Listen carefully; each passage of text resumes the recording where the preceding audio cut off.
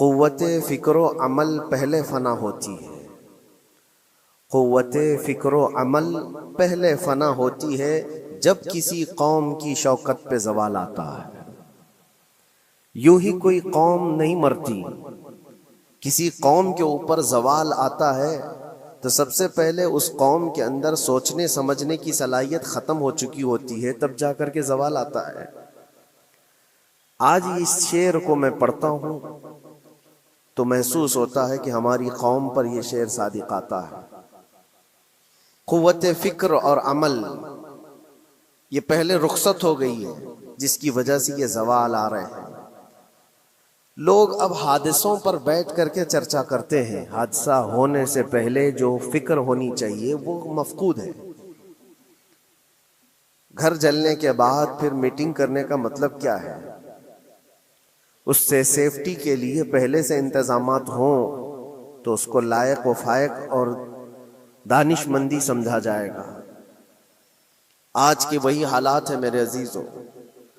आपको पता है कुछ कौमें ऐसी हैं जो फ्यूचर प्लानिंग के लिए 100 साल के बाद का सोचती हैं, जबकि ये इस्लाम का हिस्सा था। नबी कौनैन सल्लल्लाहु अलैहि वसल्लम ने 1400 साल बाद होने वाली चीज़ों की पेशेनगोई फरमाई कि नहीं फरमाई?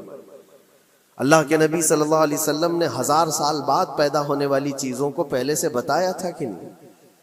ये सारी चीज़ें नबी आखिरुज़्ज़मान सल्लल्लाहु अलैहि वसल्लम ने जो बताया, मतलब यही था कि उस वक्त के लोगों को जरूरत तो नहीं थी उन हालात की, फिर भी हुजूर उनको बता रहे थे सहाबा को।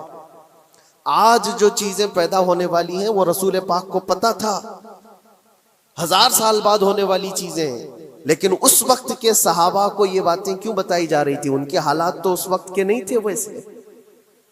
उसके बावजूद नबी पाक सल्लल्लाहु अलैहि वसल्लम ने उनको 1000 साल बाद होने वाली चीजों की बातें इसलिए बताई कि ये दीन इस्लाम फ्यूचर प्लानिंग के लिए कितना एक्टिव है ये समझो।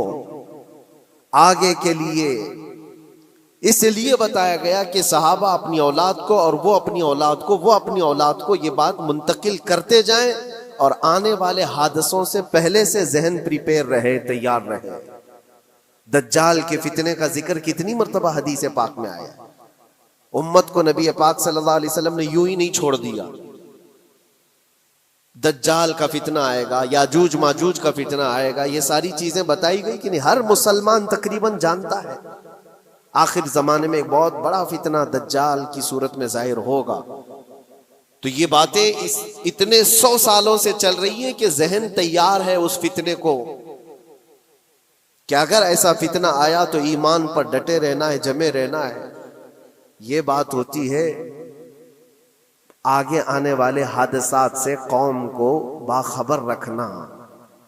आज जो हालात हैं, जब कभी कोई चीज लुट जाए तो सारे लोग सड़कों पर आ जाएंगे या फिर किसी नशिस्तगाह पर बैठ करके रात भर मीटिंग करके चले जाएंगे। यह हादसे होने के बाद के जो हालात हैं, ये वही चीजें दर्शा रही हैं कि क़ुव्वते फ़िक्र अमल फना हो गई है। क़ियादत हमारे यहाँ मफकूद है। किसी एक कायद के तहत कोई सारी कौम आना नहीं चाहती। आप क्या समझते हैं कि जो हमारे साथ हालात पेश आ रहे हैं, कभी मस्जिदों को लेकर, कभी खानकाहों को लेकर, कभी बुजुर्गों के नाम को लेकर, अब हमारे वक्फ की जायदाद को लेकर, ये सारे जो मामलात हैं ये अचानक आने वाली चीजें नहीं हैं। भांप लिया गया है तुम्हारी पूरी तबीयत को, तुम्हारे मिजाज को, कि फिक्र अमल की कुव्वत इनकी खत्म हो चुकी है। इनको 2 चंद चीजों में ही राजी किया जा सकता है। दुनिया ये समझ रही है, जिसकी वजह से खिलवाड़ पर खिलवाड़ होते चले जा रहे हैं, और उनको ये भी पता है कि ये कुछ ना कर सकेंगे। मेरे अजीजों, आप नाउम्मीद और मायूस ना हो कि हमसे कुछ नहीं होगा। अल्लाह करीम चाहे तो एक बंदे से भी पूरी धरती पर जलजला ला सकता है। अल्लाह करीम की जात पर यकीन और तवक्कुल रखो। सरकार गरीब नवाज हिंदुस्तान आए थे तो बहुत बड़ी फौज लेकर नहीं आए थे, अल्लाह की जात पर भरोसा करके आए थे और 90 लाख लोगों के दिलों में चिराग इस्लाम जला दिया था। वो यकीन और तवक्कुल के साथ आए थे।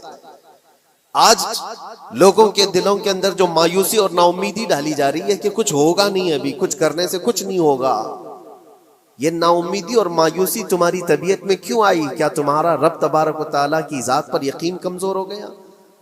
अगर ये इस तरह की बीमारी आई है तो फिर बदर पढ़ लेना। जब रसूल पाक सल्लल्लाहु अलैहि वसल्लम के साथ वो सहाबा जा रहे थे, उनको अच्छी तरह पता था कि सामने आने वाली फौज कितनी ताकत लेकर आ रही है। 1000 लोग आ रहे हैं, हाथी घोड़े उनके पास, हथियार और असबाब उनके पास है, खाने पीने की मजे की सारी चीजें लेकर के आ रहे थे मक्का वाले। और इधर सहाबा नंगे पैर हैं, 313 के पास 4 घोड़े हैं, पैदल चले आ रहे हैं, छांव लेने के लिए कोई जगह तक नहीं है उनके पास। एक खजूर किसी के पास हो तो 10 लोग उस पर इक्तिफा कर ले, फाके पर फाका करने वाले वो सहाबा। लेकिन उन्होंने ये नहीं कहा कि अल्लाह के नबी सल्लल्लाहु ताला अलैहि वसल्लम से कि हमारे पास असबाब की कमी है, हथियार की कमी है, कुछ नहीं, हमारे पास सवारी नहीं है।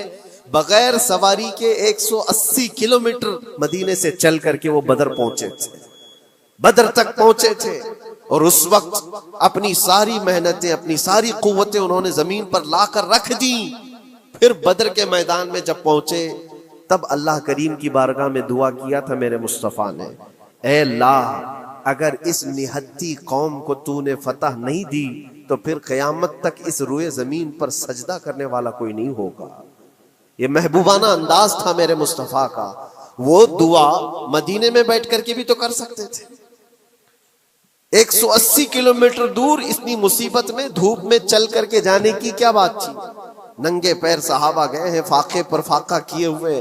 वो मदीने में बैठकर दुआ करते तो क्या रहमतुल लिल आलमीन की दुआ कबूल नहीं होती? लेकिन मुस्तफ़ा करीम सल्लल्लाहु अलैहि वसल्लम ने ये मिजाज दिया है, पहले फिक्र अमल मैदान में लाओ फिर दुआ करो, अल्लाह की मदद आती है। यहां हम बैठ करके यहीं से दुआ करते हैं, कुछ करना नहीं है, बदलना नहीं है और फिक्र अमल को लाना नहीं है, तो फिर सिर्फ यहां बैठ करके दुआ करना, ये तो मेरे अजीजों औरतों को इससे जिम्मेदारी दी गई है कि तुम मैदान अमल में आ नहीं सकती, तुम अपने घरों से दुआ करो अपने भाइयों के लिए। लेकिन ये काम तो अब सारे मर्दों ने भी ले लिया है। बहरहाल कुव्वत फिक्र अमल पहले फना हो जाती है जब किसी कौम की शौकत पे ज़वाल आता है। आज ये जो सारे मामलात हम देख रहे हैं, इसकी एक खास वजह मैं आपको बताना चाहता हूँ। आज से तकरीबन 8-9 साल पहले मेरा एक बयान भी रिकॉर्ड मौजूद है, काफी दिनों तक वो चलता रहा। मेरी अपनी बात नहीं थी, सिराजुल उम्मह इमाम गजाली रहमतुल्लाह तआला अलैह उन्होंने लिखा था कि उम्मत पर अगर एक ऐसा वक्त आ जाए जब उनके सामने उनके नबी को गालियां दी जा रही हो और उम्मत कुछ न करे, तो फिर वो इंतजार करे कि अनकरीब वो वक्त भी उनके ऊपर आने वाला है जब उनकी माओं, बेटियों और सब इज्जतों को बाजार में नीलाम किया जाएगा और ये कुछ नहीं कर सकेंगे। वो दिन आ जाएंगे। बेसिक वजह वहां से शुरू हुई कि लोग अपने ऐश और इशरत में कुछ कमी ना कर सके। बारगाह मुस्तफ़ा सल्लल्लाहु अलैहि वसल्लम की गुस्ताखियां खुलेआम होती रही और उस पर हम लोग जिस तरह के हालात देखते रहे। बहुत सारे लोग तो मुझको ये कहते थे, मुझसे ये कहते थे, क्या जरूरत है आपको बोलने की, हालात देख नहीं रहे आप? जालिमो, तुमको अगर कोई छोटी सी माँ की गाली दे दे तो तुम बिफर जाते हो और उसके ऊपर आसमान तोड़ने की बात करते हो। और हम अपने नबी पाक सल्लल्लाहु अलैहि वसल्लम से करोड़ों माओं से ज्यादा मोहब्बत कर। इस्लाम क्या है? इकबाल ने कहा था कि बारगाह मुस्तफ़ा सल्लल्लाहु ताला अलैहि वसल्लम के कदमों तक अपने आप को पहुंचा दो, यही दीन है, यही दीन है। गर्भ न रसीदी तमाम अबू लहबीस, और अगर तुम वहां तक नहीं पहुंच सके तो जिंदगी अबू लहब की तरह। दीन ये है, आबरूए मां जनामे मुस्तफास्त, हम सब की इज्जत और आबरू हुजूर के नाम से जुड़ी हुई है, उनके नाम से जुड़ी हुई है हमारी इज्जत और आबरू। और तुम उस नाम की हिफाजत नहीं कर सकोगे तो आगे ये सब चीजें आने वाली हैं जो आ रही हैं। आज लोग आज वावेला मचा रहे हैं। ये बात याद रखना, शैतान कभी फजर की नमाज के लिए उठा नहीं सकता, और अगर उठा रहा है तो फिर उसका कोई मकसद है। शैतान और नमाज, आज सत्ता उनके पास है, ताकत उनके पास है, हुकूमत उनके पास है, डिपार्टमेंट उनके पास है, सब कुछ, जुडिशरी, हर चीज उनके पास हो, वो क्या कर रहे हैं उससे मुझे मतलब नहीं। मैं आपसे ये पूछना चाहता हूं, मुझे रहजनों से गरज नहीं, तेरी रहबरी का सवाल है। तुम खैर उम्मत हो, रसूल पाक की उम्मत में हो, तुम्हारी भूमिका जिसको कहा जाता है, तुम्हारी यहां पर जिंदगी के मामलात, ये बहुत ज्यादा अहमियत के हामिल हैं। तुम कैसे बन सकते हो आज? इसीलिए कुरान पाक की आयत मैंने शुरू में तिलावत की। रब्बुल जलाल फरमाता है, इन्नल्लाह ला युगय्यिरु मा बिकौमिन हत्ता युगय्यिरु मा बिअनफुसिहिम, बेशक अल्लाह ताला उस वक्त तक किसी कौम की हालत नहीं बदलता जब तक वो कौम खुद अपनी हालत बदलने की कोशिश नहीं करती। जब तक अपनी हालत बदलना नहीं चाहते, उस वक्त तक अल्लाह तबारक व तआला नहीं बदलेगा। व इज़ा अरादल्लाहु बिकौमिन सूअन फला मरद्द ला, और अल्लाह ताला का ये जलाल भरा इरशाद तो सुनो, ये 13वें पारे की सूरह राअद की आयत है।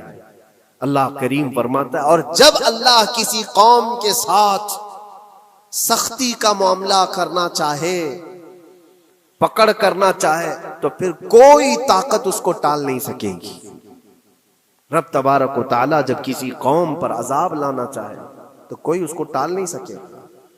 तो बदलो। इसीलिए अक्सर ये कहा जाता, मैं तो अपनी तकरीरों में जो चंद मुझे चीजें याद रहती हैं वो अर्ज किए देता हूँ, बाकी मुझे शेर व शायरी ज्यादा याद नहीं रहती, लेकिन जो दिल पे लगती हैं बातें वो जहन में महफूज हो जाती हैं। किसी शायर ने कहा था, जगह जगह के थक चुके हैं तुम्हें ये हंगामे, नशाते लज्जते ख्वाबे गिरां बदल डालो। क्या मतलब है? रोज एक एक हंगामा होता है, तुमको जगा रहा है, उठ जा ए मुसलमान, उठ जा। नशाते लज्जते ख्वाबे गिरां बदल डालो, लंबी नींद सोने की जो आदत पड़ी हुई है इस मजे को बदल डालो। गलत रवि से मनाजिल का बौद बढ़ता है, मुसाफिरों रविशे कारवां बदल डालो। शायर ने कहा है, इधर उधर की लय में चलते रहोगे तो मंजिल लंबी हो जाएगी। जिस रास्ते पर तुम्हें चलना है, अगर बार बार इधर उधर मुड़ते रहोगे, गलत रवि इसको कहते हैं, गलत चलने से मनाजिल का बोध बढ़ता है, मंजिल लंबी हो जाती है, जहां पहुंचना था वहां पहुंच ही नहीं पाओगे। इसीलिए शायर कहता है, मुसाफिरों रविशे कारवां बदल डालो, काफिले के चलने का जो तरीका है इसको बदल लो तुम। ये पूरी की पूरी बात हम पर फिट होती है, चलने का अंदाज बदल डालो है नौजवान। जहां किसी के घर में आग लगी वो धुआं उठ रहा हो, और अगर कोई नौजवान अंदर बैठ करके ये कहता हो कि ये सावन का मौसम है या फिर ये अबरे रहमत है, तो उसकी सोच पर हम क्या कहें। जहां आज पूरी कौम कसम पुरसी के आलम में हो, उम्मत मोहम्मदिया के ये हालात आज देख रहे हैं, रोजाना देख रहे हैं। तुम शेयर तो करते हो, हर जगह शेयर करते हो, और सारे रील्स पर तुम जो देखते हो हंगामे, रोज सिर्फ हिंदुस्तान के नहीं पूरी दुनिया भर के फिलिस्तीन के मजलूम बच्चों की लाशें देखते हो और शेयर करके आगे बढ़ जाते हो। उनकी चीखें, उनके दाग के मलबे, उनका ढेर, उनके तबाह बर्बाद घर, एक एक कब्र में 80 लोगों की लाशें, ये सब क्या तुम नहीं देखते? शेयर करके आगे बढ़ जाते हो। यही तो हंगामे हैं जो तुम्हें दगा रहे हैं। जगह जगह के थक चुके हैं तुम्हें ये हंगामे। हंगामे खुद ही थक गए, ये उठता नहीं है, उठता नहीं है। एक दौर वो था 100 साल पहले का, जब यहां पर मौजूद अंग्रेज इस कौम को देखकर ये कहने पर मजबूर हो गया था, ये फाका कश मौत से डरता नहीं, जरा भूखों पर भूखा रहता है लेकिन मौत से डरता नहीं। रूह मोहम्मदी इसके बदन से निकाल दो। रूह मोहम्मदी इनके बदन में थी, अंग्रेज थरथराते थे। इस कौम का कोई जवाब ही नहीं है। सबसे ज्यादा अगर किसी चीज से डराया जा सकता है तो मौत से, और ये कौम ऐसी है, कफन तो अपने कंधे पर लेकर घूमती है, जहां मौत आ जाए सो जाए। ये फाका कश मौत से डरता नहीं जरा। रूह मोहम्मदी इसके बदन से निकाल दो। ये किसकी बात थी? ये अंग्रेजों की बात थी। और आज हालात बदल गए हैं। सारा का सारा जमाना तुम पर आज भूखे भेड़िया की तरह झपट पड़ा हुआ है। और इन हालात में मैं आपसे सवाल करता हूं, एक तरफ तेज आंधियां चल रही, एक तरफ घर के अंदर आग लगी हुई, एक तरफ भूख और प्यास की शिद्दत सता रही हो, एक तरफ तुम्हारे भाई बहनों की बीमारियां सता रही हो। जब इतने सारे मामलात हो तो ऐ नौजवानों बताओ तुम क्या करोगे उस वक्त? रात भर बैठकर गेम खेलोगे? क्या ये गेम खेलने का वक्त है? उस नौजवान पर क्या ये अफसोस नहीं होता कि उसके पूरी उम्मत के हालात ऐसे हैं कि बच्चों की चीखें निकल रही हैं और इसको पबजी से फुर्सत नहीं है, रील बनाने से फुर्सत नहीं है, ये मुजरे करता हुआ घूम रहा है। मस्जिदें वीरान क्यों है, खाली क्यों है? तुमने मस्जिदों को वीरान रखा तो मस्जिदें तबाह होने शुरू हो गई, दूसरों की नजर होने लग गई और इस पर लोगों की गलत नजरें पड़ने लग गई। आ जाओ ऐ मुसलमानों, मेरे मुस्तफ़ा करीम सल्लल्लाहु तआला अलैहि वसल्लम की हिदायत पर एक बात चैलेंज के साथ कहता हूं, तुम्हारा नाम अगर नबी पाक सल्लल्लाहु अलैहि वसल्लम के नाम से जुड़ा है तो ये चैलेंज के साथ मैं कहता हूं, इस रहती दुनिया में तुम्हें पूरी ताकतें मिलकर वो इज्जत नहीं दे सकती जो मेरे मुस्तफ़ा के कदमों की वाबस्तगी देगी। कोई तुम्हें इज्जत नहीं दे सकता। तुम्हें वहीं आना पड़ेगा, उसी पॉइंट पर आना पड़ेगा जहां पहुंच करके खालिद बिन वलीद ने इज्जत पाई थी। उसी नुक्ते पर आकर जमा हो जाओ जहां उमर पहुंचे थे तो फारूक आजम बन गए थे। उसी नुक्ते पर आ जाओ जहां अली पहुंचे थे तो हैदर कर्रार बने थे। हर एक को इज्जत उसी बारगाह से मिली है। और जो कुछ भी मामलात हो रहे हैं उसकी एक वजह यही है, नामूसे रिसालत पर तुमने हल्केपन का इजहार किया तो फिर हमारे सारे मसले दांव पे लग जाएंगे। सारे मसले, ये तो वक्फ है, अभी देखो आगे कल तुम्हारी अजानें निशाने पर हैं, तुम्हारी जमात की नमाजें निशाने पर हैं, तुम्हारी मस्जिदें भी निशाने पर हैं कि तुम अपने घरों पर भी जुमा पढ़ सकते हो, छतों पर भी नमाजें पढ़ सकते हो। ये सब मामला आएंगे। बुर्का, हिजाब, टोपी, दाढ़ी वैसे ही चल चुके हैं मसले, हर चीज निशाने पर है। अरे तुम्हारे खाने भी निशाने पर है, तुम क्या खाओगे क्या बचाओगे ये भी निशाने पर है। ये सारे मसाइल सिर्फ इसी बुनियाद पर है।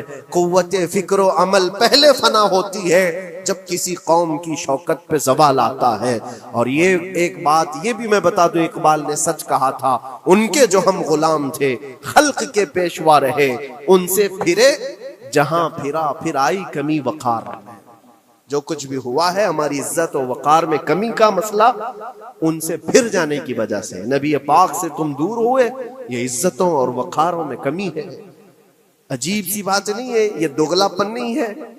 मैं उन नौजवानों से पूछता हूं, नबी पाक सल्लल्लाहु अलैहि वसल्लम से सच्ची मोहब्बत का इजहार करते हो, हुजूर से अपनी जान से ज्यादा मोहब्बत की बात करते हो, लेकिन जब उनके अखलाक की बात की जाए तो तुम्हें अखलाक उनके पसंद नहीं है। हुजूर पाक का चेहरा नहीं पसंद है, हुजूर पाक के लिबास तुम्हें नहीं पसंद है, तो फिर कौन सी मोहब्बत की बात करते हो? अल्लाह के रसूल सल्लल्लाहु तआला अलैहि वसल्लम से तुम बेइंतहा मोहब्बत की बात करते हो। फिर वो मोहब्बत का तकाजा ये है कि तुम्हारी जाहिरी जिंदगी में भी तो नजर आए कुछ। मोहब्बत का तकाजा ये है, तुम शर्मा जाते हो, दुनिया क्या कहेगी मुझे, दुनिया क्या कहेगी, दकियानूसी कहेगी, फंडामेंटल कहेगी, पुराने जमाने का कहेगी। मैं चेहरे पर दाढ़ी रख लूं तो लोग मुझे पता नहीं क्या क्या कोसेंगे। तुमने दुनिया के लिए अपने आप को बदल लिया, ये नहीं सोचा कि ये वही दुनिया है जो 4 दिन के बाद मेरी दोस्ती को लात मारेगी और 4 दिन के बाद मुझे कब्र में रख करके मनो मट्टी पर दबा देगी। और मुझे जाना तो है, फिर कब्र में मुंह दिखाना है तो उसी मुस्तफा को दिखाना। जहां ये नहीं पहुंच सकते वहां रसूल पाक होंगे। महशर के मैदान में जहां कोई सहारा नहीं होगा, उस वक्त रसूल पाक तुम्हारा हाथ पकड़ रहे होंगे और तुमने उनका ख्याल नहीं किया। आ जाओ उसी नुक्ते पर, उसी पॉइंट पर जहां हमारी कामयाबी मुज़मर है। मैं सिर्फ और सिर्फ अपने बयानों में यही चीज अर्ज करना चाहता हूँ, सिर्फ इतना चाहता हूँ नौजवानों, जिसके नाम से तुम आबाद हो उस नाम के साथ सही मानों में जुड़ जाओ, क्योंकि कुरान का वादा है वला तहिनु वला तहज़नु व अंतुमुल अअलौन इन कुंतुम मुमिनीन। घबराओ मत, परेशान मत हो, तुम सबसे ज्यादा बुलंद रहोगे। अगर अल्लाह ने फरमाया है तो ये 100% हक है। अल्लाह ने फरमाया है तुम सबसे ज्यादा बुलंद रहोगे, लेकिन आगे रब फरमाता है इन कुंतुम मुमिनीन, अगर तुम सच्चे ईमान वाले हो जाओ। और ईमान किसको कहते हैं? ला युमिनु अहदुकुम हत्ता अकूना अहब्बा इलैहि मिन वालिदिही व वलदिही वन नास अजमईन। मेरे आका फरमाते हैं ईमान उस वक्त तक कंप्लीट नहीं होगा जब तक तुम अपने माँ बाप औलाद और सारी दुनिया से ज्यादा मुझसे मोहब्बत न करो। ये है। और आखिर में मैं यही कहूंगा, हर मसले का हल, सारे तमाम इश्यूज का खुलासा, इलाज एक ही चीज में है कि मोहम्मद से वफा तूने, तो हम तेरे हैं। ये जहां चीज है क्या, लौहो कलम तेरे हैं। लोग इंतजार में हैं, बहुत सारे लोग ये पूछते भी हैं हमें क्या करना चाहिए, हमें क्या करना चाहिए। जुल्म पे जुल्म होता जा रहा है, जालिम अपने अंजाम पर जरूर पहुंचेंगे, क्योंकि कुरान में अल्लाह का वादा है वसयअलमुल्लज़ीना ज़लमू अय्य मुनक़लिबिन यनक़लिबून। अनक़रीब जालिम ये देख लेगा कि अल्लाह उसको किस पलटी पर पलटाएगा, किस खाई में गिराएगा, उसे अंदाजा भी नहीं होगा, उसके बुने हुए जालों में वो खुद फंसेगा। जालिमों की एक लंबी तारीख है और उनको भी पढ़ना चाहिए जो आज जुल्म कर रहे हैं, लेकिन तुम्हारा किरदार क्या हो, इस सिलसिले में जो हमारे बच्चे या नौजवान सवाल करते हैं क्या करना चाहिए। पहले सबसे पहली चीज मैं ये कहता हूँ, जितना खो चुके, जितने जा चुके और जो जो अब बर्बाद हुआ है, इस चीज पर मंथन करना, इस चीज पर बैठकर मीटिंग करना, उससे पहले मैं चाहता हूं कि आगे होने वाले नुकसानात से पहले अपने आप को बदल लो। आगे जो बड़े हादसात आने वाले हैं, आगे जो बड़ी आंधियां आने वाली हैं, उससे पहले अपने दरवाजे ठीक कर लो, अपनी जिंदगियां सुधार लो। जो हो गया अभी, ये नुकसान तो बहुत बड़ा नुकसान है उम्मत का। जो कुछ भी हुआ है, मस्जिदें, माबदें, खानकाहें, मज़ारात, औलिया की जात, बुजुर्गों के नाम, कुरान, इस्लाम, दीन, ये सारी चीजों पर जो जो हमले हुए, लेकिन आगे चल करके तुम्हारे वजूद पर सवाल होगा, तुम्हारी नस्लों पर सवाल होगा, तुम्हारे इल्म दीन पर सवाल, तुम्हारी मेहराब पर, तुम्हारे मिंबर पर। कल को देखना ये आजादी भी खत्म कर ली जाएगी, मिंबर से कोई खुले आम बोल भी नहीं सकेगा। ये आज जो हम बयान कर रहे हैं, आगे चल करके देखना ये आवाजें भी बंद कर दी जाएंगी कि खुले आम कोई मौलवी बोल ना सके, जो हम चाहें वही बोले। मेरे अजीजों, उस वक्त के उन हादिसों से बचने के लिए मैं कहता हूं अभी अपने आप को बदल लो। मुसाफिरों रविशे कारवां बदल डालो, उठो वगर न हश्र न होगा फिर कभी, दौड़ो के जमाना चाल अपनी चल गया। अल्लाह करीम हम सब की कुव्वत फिक्र अमल फिर से अता फरमाए। रब तबारक व तआला हमारे इत्तेहाद और इत्तेफाक नसीब फरमाए। रब तबारक व तआला दामने मुस्तफ़ा में सारे मुसलमानों को जमा होने की तौफीक अता फरमाए। गुंबद खजरा की छाँव में मौला हमें इज्जत व वक़ार अता फरमाए। रब तबारक व तआला जालिमों को जल्द उनके ठिकाने पर पहुंचा दे। ए करीम खुदा रहमान रहीम, मौला हमारे शायर इस्लाम के साथ जो कुछ भी हो रहा है, गैब से तू मौला मदद के असबाब पैदा फरमा दे। हमारे दरमियान मौला क़ियादत और सच्ची क़ियादत अता फरमा। ए करीम खुदा रहमान रहीम, खुसूसन तेरे दरबार में इल्तिजा है मौला, फ़िलिस्तीन के निहत्ते मजलूमों की गैब से मदद फरमा। जिब्राईल अमीन की ताईद उन्हें अता फरमा। रहमत के फरिश्तों से उनकी मदद फरमा। मौला पूरा शहर राख के ढेर पर है। ए करीम खुदा खुशियां देखे उन्हें जमाना बीत गया, मौला उनके घरों में खुशियां अता फरमा। अल्लाह उन बिलखती हुई माओं को, उनकी जो गोदे उजाड़ दी गई हैं, उनके घर जो बर्बाद किए गए हैं, उनके शहीदों को कबूल फरमा। उनके जख्मों को मौला तू शिफा अता फरमा। ए करीम खुदा खुसूसियत के साथ उनके, हमारे और तेरे दुश्मनों को हिलाको बर्बाद फरमा दे। उनकी जमीन उनके लिए तंग फरमा दे। रब्बना व आतिना मा वअदतना अला रुसुलिका वला तुखज़िना यौमल क़ियामा इन्नका ला तुख़लिफ़ुल मिआद बिरहमतिका या अरहमर राहिमीन। व आखिरु दावाना अनिल हम्दुलिल्लाहि रब्बिल आलमीन।